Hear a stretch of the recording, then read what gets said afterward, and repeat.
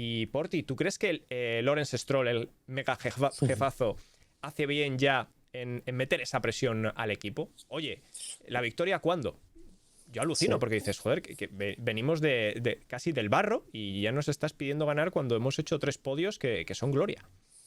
Pablo, has dado en la clave porque es que en España nos acostumbramos rapidísimo a ganar. Entonces, si ya no ganas, si no estás en el podio, es que no estás haciendo las cosas bien, ¿no? Y todo puede cambiar.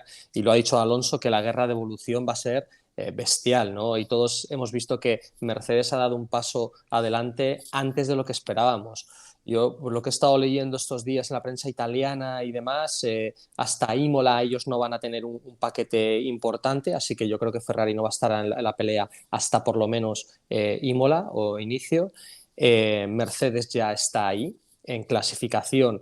Es importantísimo clasificar por delante de Mercedes para luego poder elegir una buena estrategia y Red Bull va a caer. Red Bull va a caer por la penalización que tiene de aerodinámica, pero no sabemos cuándo.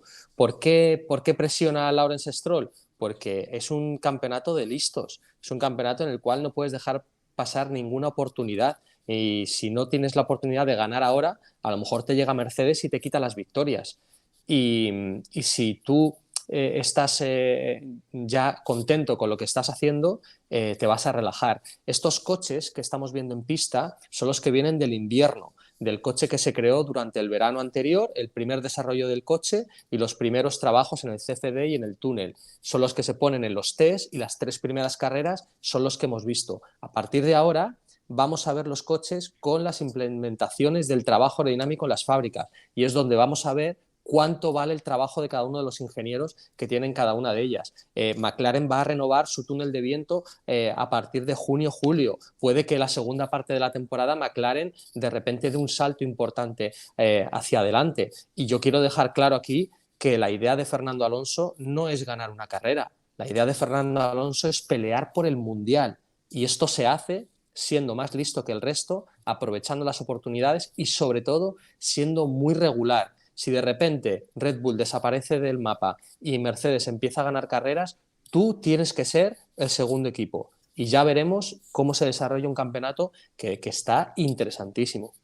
Sí. Yo aprovechando esto que comenta Porti, y yo quiero haceros una pregunta a los aquí presentes, incluso trasladarla a la gente del chat, porque es muy importante lo que acaba de decir, de que el objetivo de Fernando, el objetivo de Aston Martin, no ha sido, no, vamos a ganar una carrera, no, vamos a estar en el podio, estaría bien, no, ellos lo que quieren, los dos, es ganar el Mundial.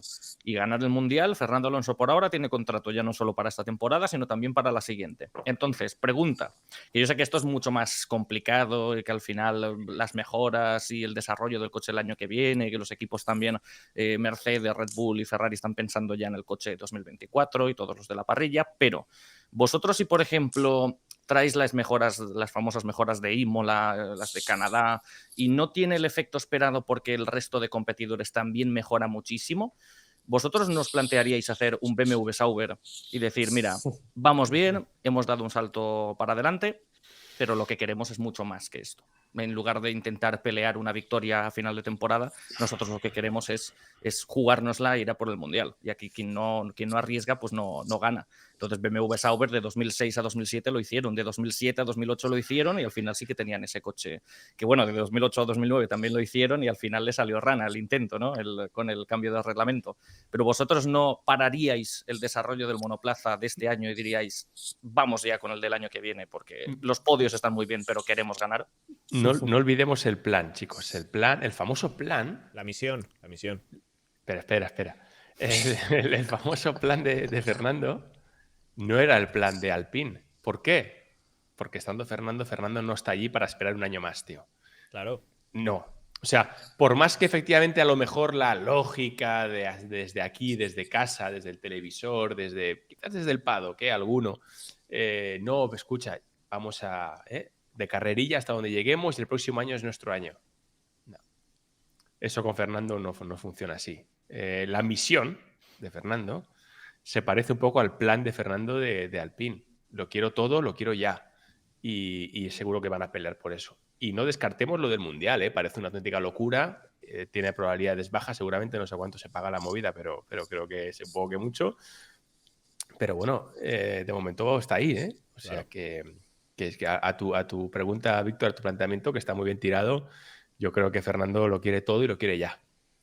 Yo tampoco pararía el desarrollo de Aston Martin, Víctor, sobre todo porque ahora mismo no sabemos qué va a pasar con el desarrollo, pero es el segundo coche. No sabemos, igual Mercedes no le vuelven a salir las cosas, Ferrari vuelve a meter la pata, Red Bull igual pierde distancia. Es decir, creo que está todavía, hay muchas incertidumbres y creo que no estamos para tomar una decisión de decir, bueno, mira, lo hemos conformarnos, ¿no? Oye, lo hemos hecho muy bien, aquí ya nos paramos. Yo creo que no, yo creo que el objetivo es mirar alto, y conociendo también la ambición que tiene Lawrence Stroll, va a decir, no, esta temporada vamos a darle todo lo que podamos. Mike Crack comentó el otro día que una de sus preocupaciones es también el techo de gasto. Es decir, Aston Martin tiene que ser también muy cuidadoso qué evoluciones termina probando, porque claro, no tienen dinero infinito, pero ni Aston Martin ni ninguno de los equipos.